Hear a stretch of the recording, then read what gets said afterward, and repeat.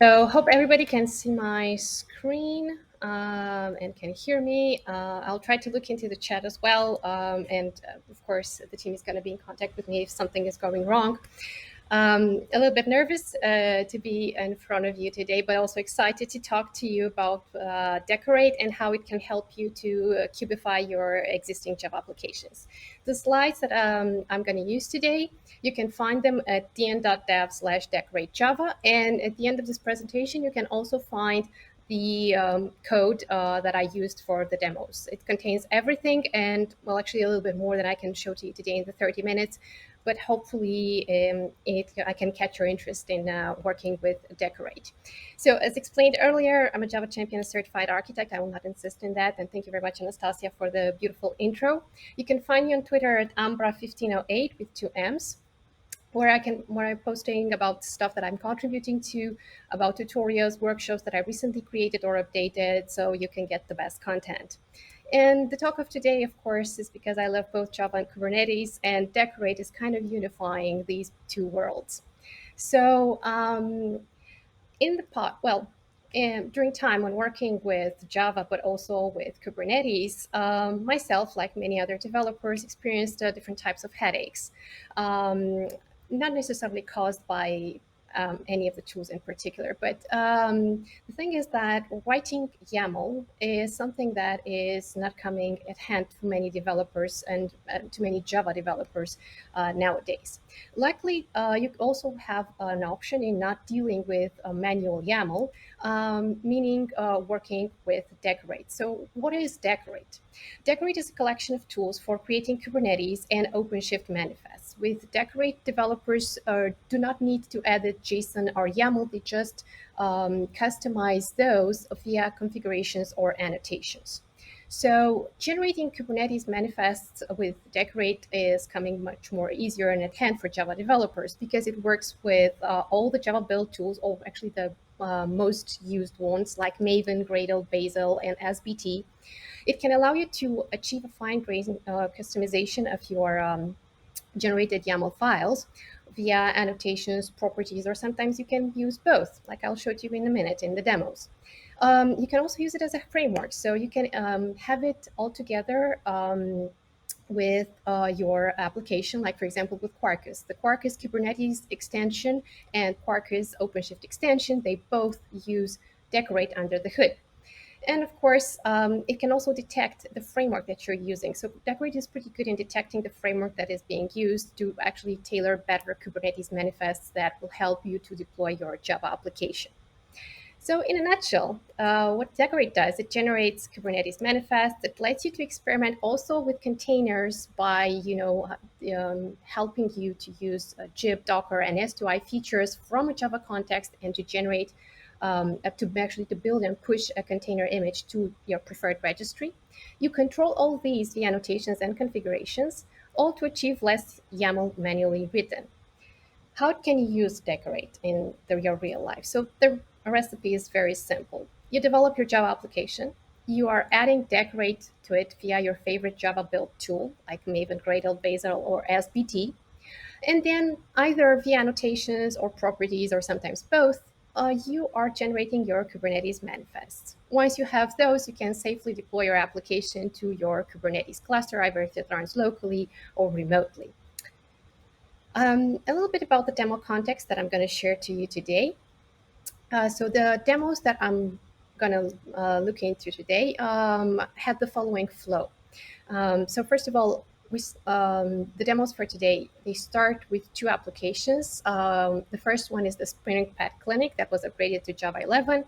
And the second one is the Quarkus Pet Clinic. So two applications that do the same thing. I mean, their pet clinics serve to the same business purpose, developed with two different frameworks, but both using Dekorate in different manners. So for the SpringBoot Clinic, I containerized this application using the Dekorate Jib build hook. In case of the Quarkus one, I containerized the application with the Jib extension. Well, for the Spring application, I'm using annotations and properties to generate my Kubernetes manifest, and then I'm deploying to Kubernetes. For the Quarkus one, I will just use only the properties that will generate for me the Kubernetes manifest, and I will deploy to the cluster later on.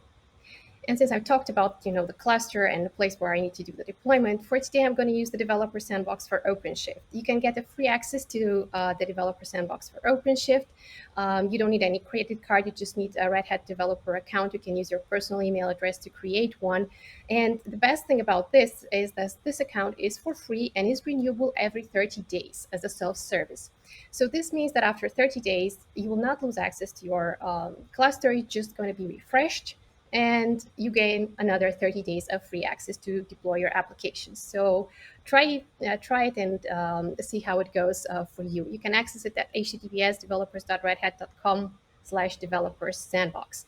And by the way, you'll see that it also has some limitations, but they're quite good and enough for the purpose of development that is intended for such an offering. Now, let's get to the nice part with the demos. So the first demo that I want to show to you is how to generate Kubernetes resources using Dekorate for the above mentioned applications.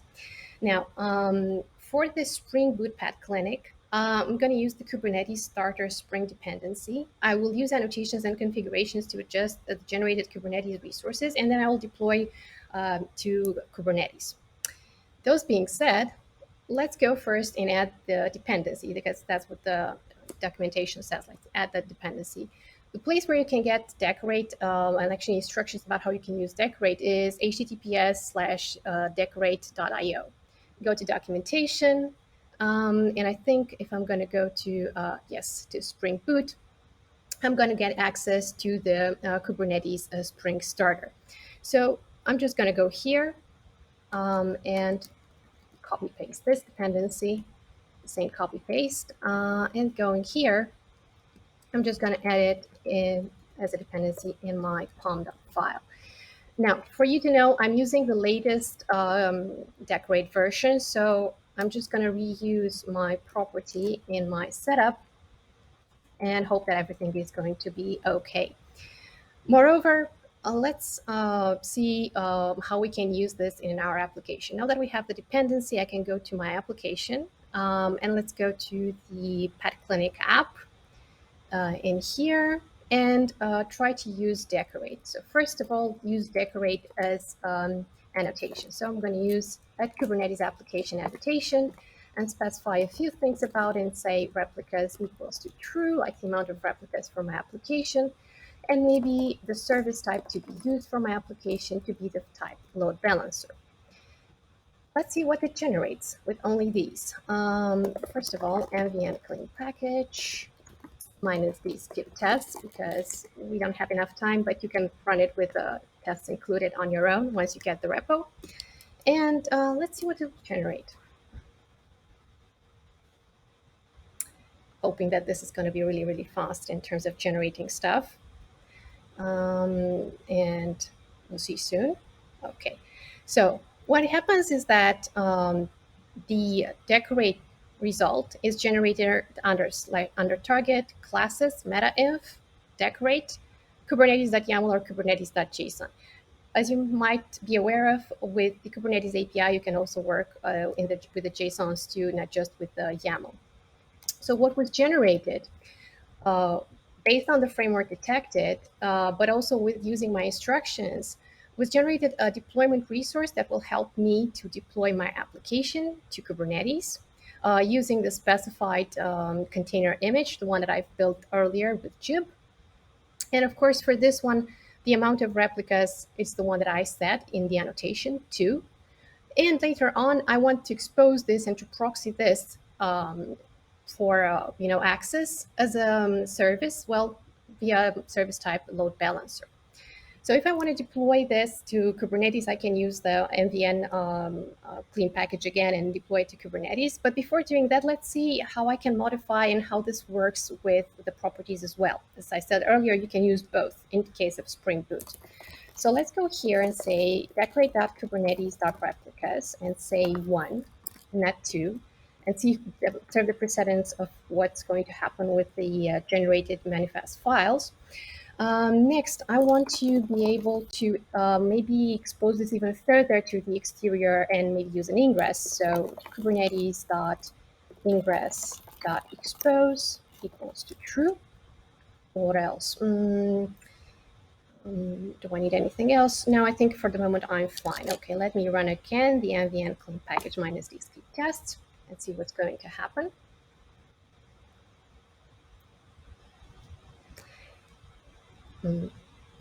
Actually, a little bit grateful that things are working this fast. Okay, let's open this one. So still I have a load balancer, same service as before. But please note that because I said in the properties that replicas should be 1, although the annotation was saying 2, the properties had a higher precedence in the generated file than the annotation. And of course, I got another resource, Kubernetes resource, an ingress that is going to handle how the traffic is being routed to my application. And now let's deploy this to Kubernetes, because this is probably the most important part of doing all this, by using -d dekorate.deploy equals true. So this will target my Red Hat Developer Sandbox for deployment. I already have authenticated myself earlier to the sandbox. So they are being deployed based on that authentication.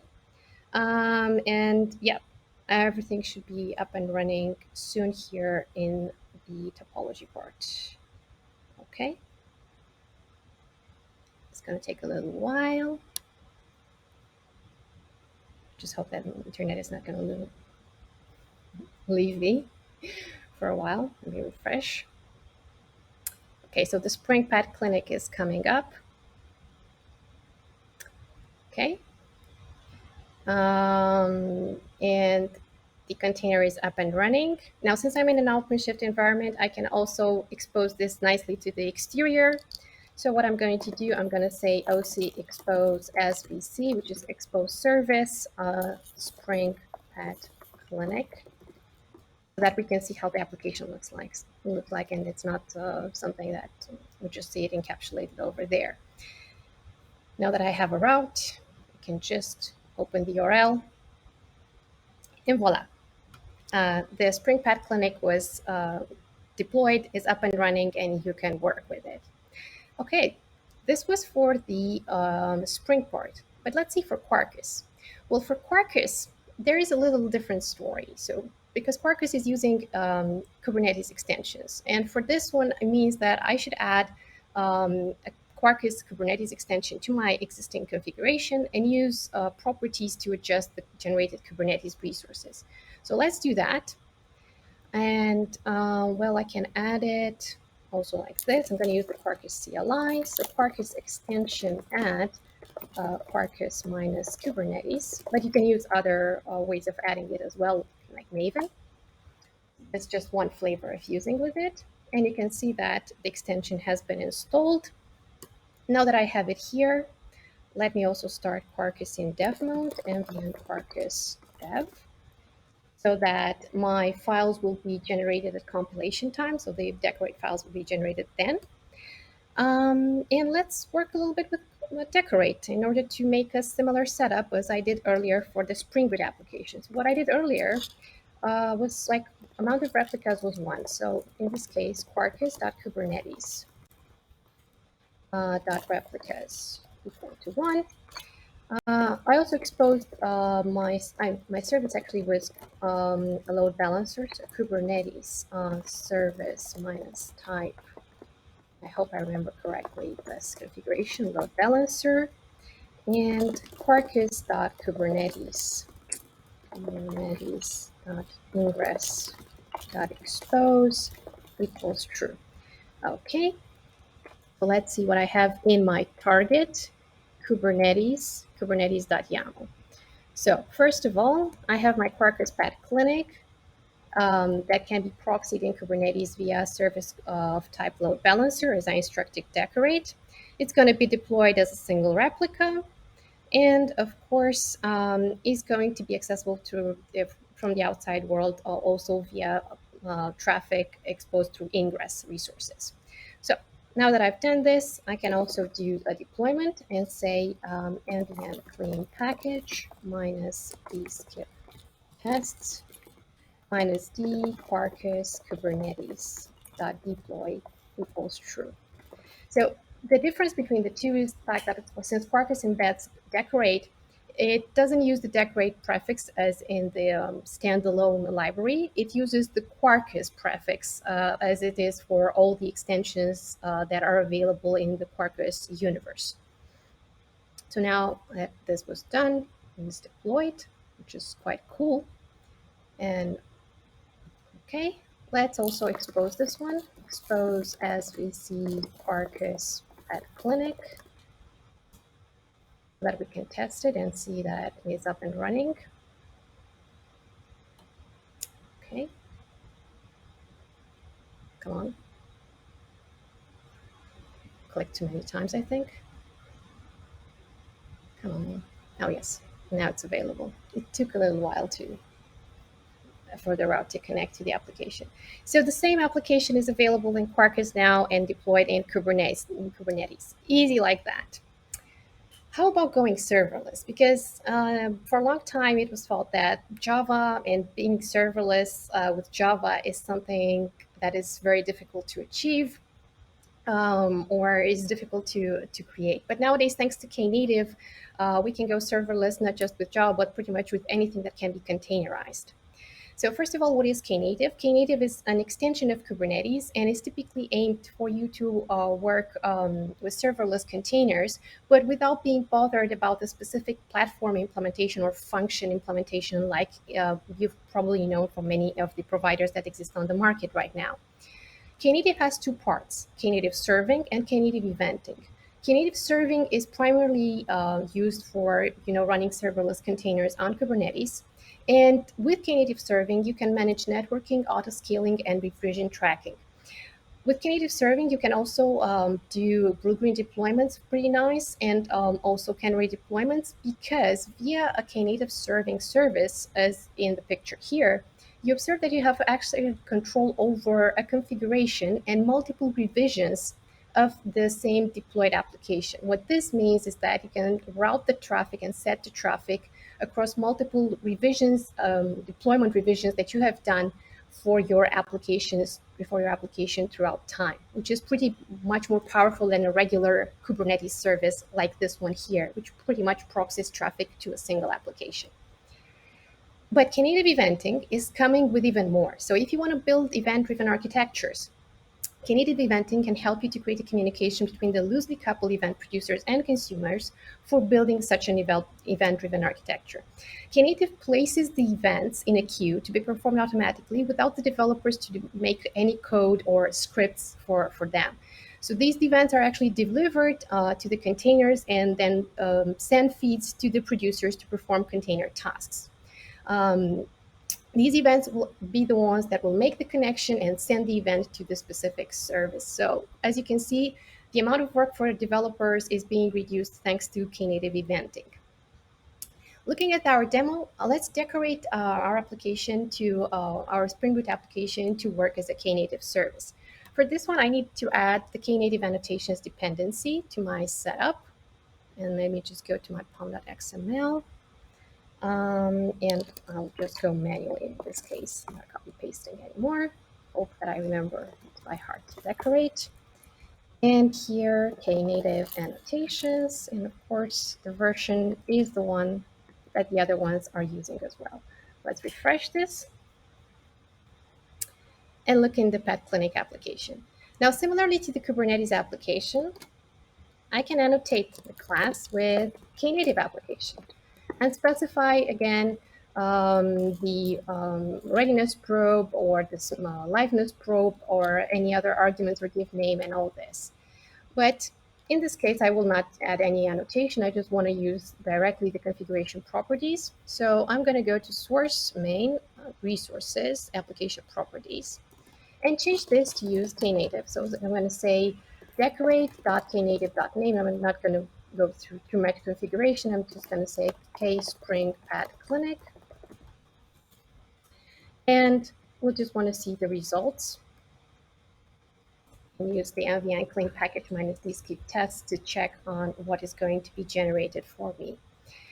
My expectation is that I'll get a service that it's going to be tailored to deploy my application to Kubernetes and to run it as a Knative service. So I'm going again to target meta-inf decorate, and I have a knative.yaml with the configuration of a service that I can deploy like I did earlier with the flag -d decorate.deploy, or I can also do this because we're working with Kubernetes and maybe we're missing kubectl.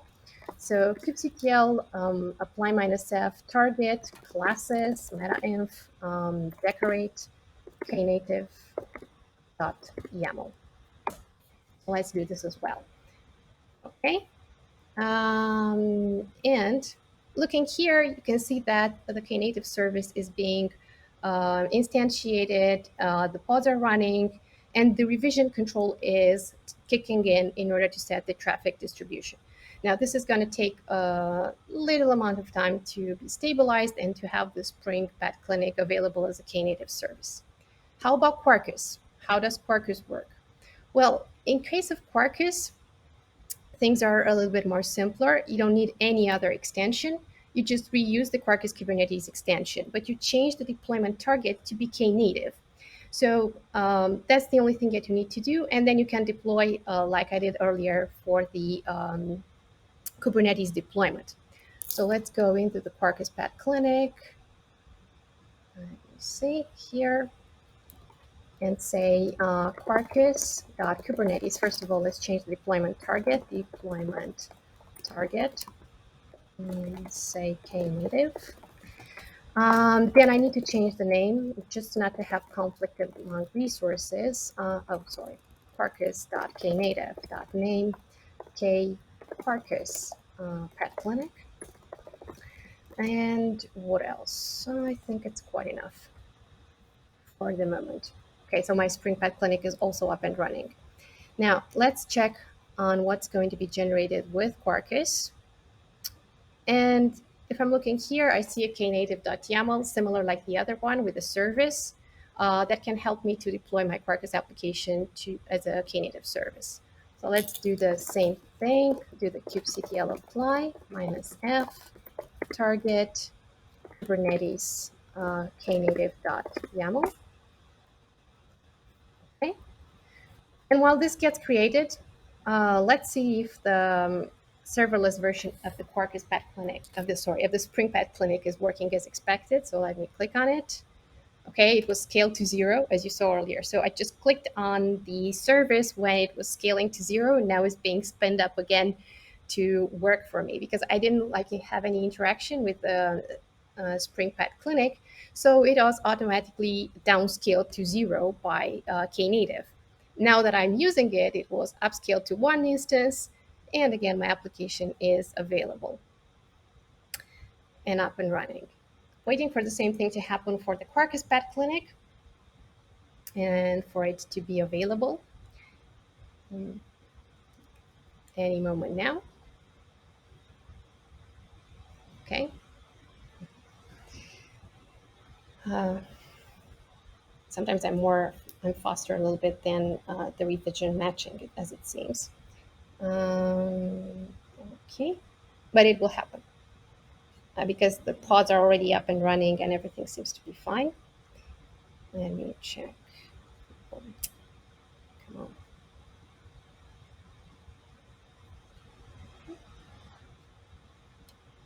Let me check the logs, see if everything's fine with it.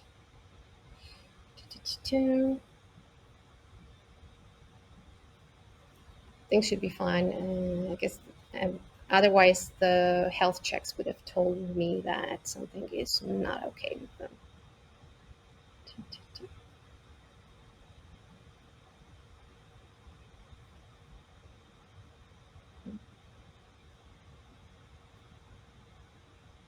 Come on.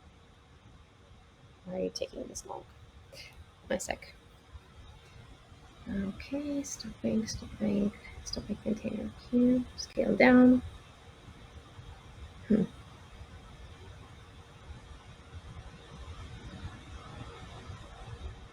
So it was a failed liveness probe on the Quarkus Pet Clinic, and now the container was restarted. So it should be stabilized pretty soon for my working. Let me check on it. Quarkus Pet Clinic 2.0. Interesting. Hmm.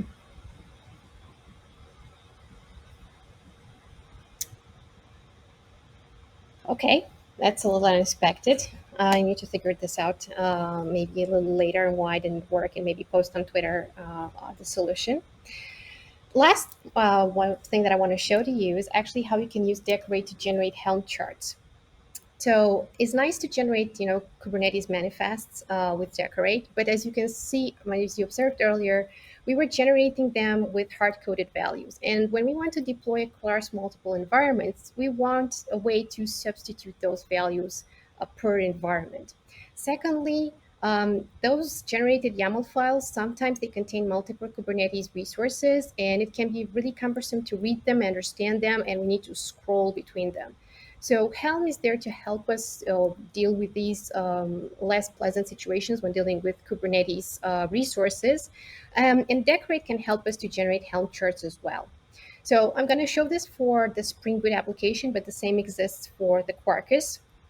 So for Spring Boot, all you need to add is the Helm Annotations dependency. And again, you can use annotations and configurations to generate Helm charts and install those with the Helm CLI. So let me go to the SpringPad Clinic and add the Helm annotations and say dependency, of course, io.decorate, and of course, Helm annotations.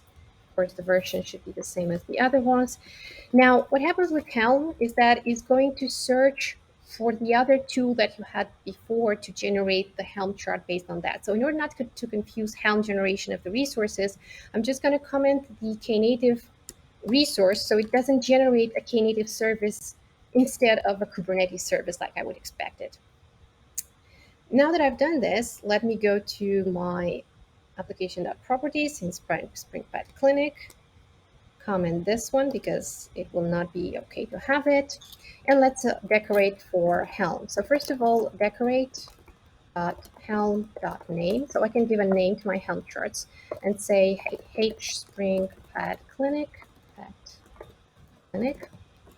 and then decorate .helm .values. And for this one, I just want to overwrite the name of the resources that are going to be used, that are going to be generated in the Helm chart. So for example, whenever the property called name is encountered, and this property, by the way, is at the following path in the Kubernetes manifest. Let me show you. So name in every Kubernetes resource is at the level of metadata and then name. So in order to get access to it, I just need to go here and say, to Spring, pass and say paths and say metadata.name. This is the path to it, and overwrite this one with a value of hspring clinic. So extract this in the values.yaml. Now going back here, and let's clear this up, ambient clean package minus these skip tests, and let's see what's going to be generated. In terms of resources, so getting to the SpringBoot Clinic. Uh-oh. I have something that I shouldn't use. Okay, you're right. That's why it was red. I was referencing something that I'm no longer having in my pom.xml. So now that this is running again, it's going to generate to me a Helm chart under target classes meta-inf decorate Helm. And you can see that the Helm chart name is hspringpad clinic. It has a values.yaml like any other Helm chart. It has a lot of values that are being extracted at the level of the values of the level.yaml. While in the templates deployment.yaml, you can see a lot of things are being taken from those values. Now let's deploy this to Kubernetes and actually use not deploy, Helm install this. So I'm going to use Helm install, but because I'm using a managed OpenShift environment, I have to add a few extra flags in the annotation. So I'm going to use helm install minus minus set of those flags. One of them is that I should specify that this application is being managed by Helm. Another one is the fact that the release, sorry, helm.ch release namespace is called Anna Sandbox Dev, which is my namespace. The name is HSpringPad Clinic. So this is the name of my installation, what I'm planning to install. And the actual charts are from Target, Classes, MetaInf, Dekorate, Helm, HSpringPad Clinic. Okay, and hopefully this will work. Let's see how it goes. Okay. When you're installing this, of course, what Dekorate generated for you is a notes.txt about how you can further use the extension or how you can further use the Helm commands to maintain your application. So this is pretty useful when it comes to application maintenance and other stuff.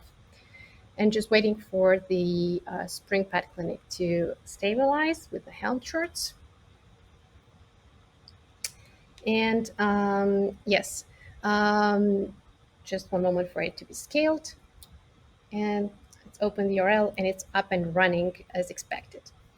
So this is the Helm part with the Helm annotations. Now for Quarkus, you just need to add an extension that is called Helm. So this extension can help you again to generate charts like I did earlier for the Spring application. And again, you can deploy, install the Helm charts with the Helm CLI. When it comes to working with Tekton, you can also generate Tekton pipelines with Dekorate. You just,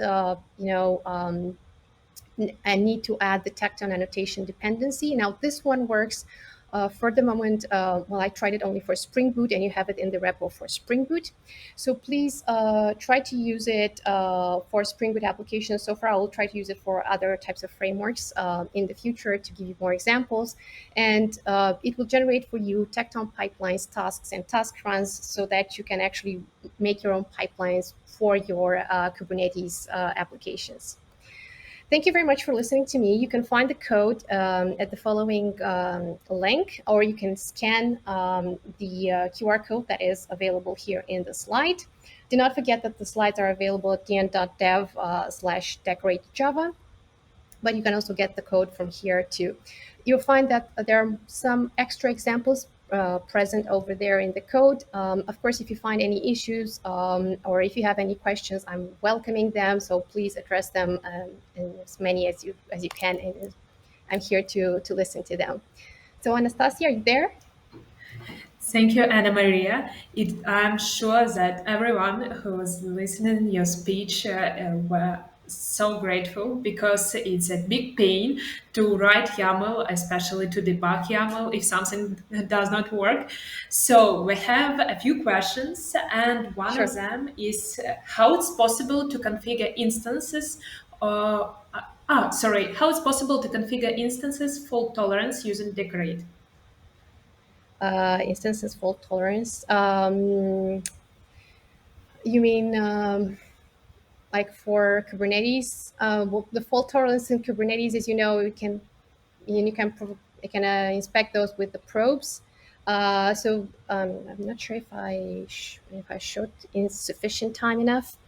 But what happens is that Dekorate is quite opinionated, and for example, in case of Spring Boot, if you have the actuator dependency present in your setup, Dekorate will auto-detect that and will provide to you a set of probes for you to work with. So you're going to have a readiness probe and a liveness probe auto-generated.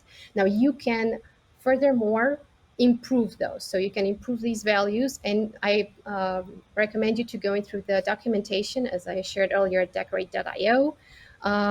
There are a lot of configurations available here in the configuration guide. So for example, probe. And you can find here all the values and the fact that you can also work with gRPC actions with not only HTTP. So by default, it will auto detect HTTP because it sees that it's an application that exposes REST endpoints, but you can also work with gRPC or TCP. So gRPC is actually quite nice because it was added in the recent versions of Kubernetes. So Dekorate already has that. That's for the fault tolerance part. And I think that's pretty much it. If I remember something else, I will be sure to add to this answer. A great question, by the way. Thank you very much, Anna Maria. It was very useful, and I'm sure DevOps people will use your speech in order to improve their projects.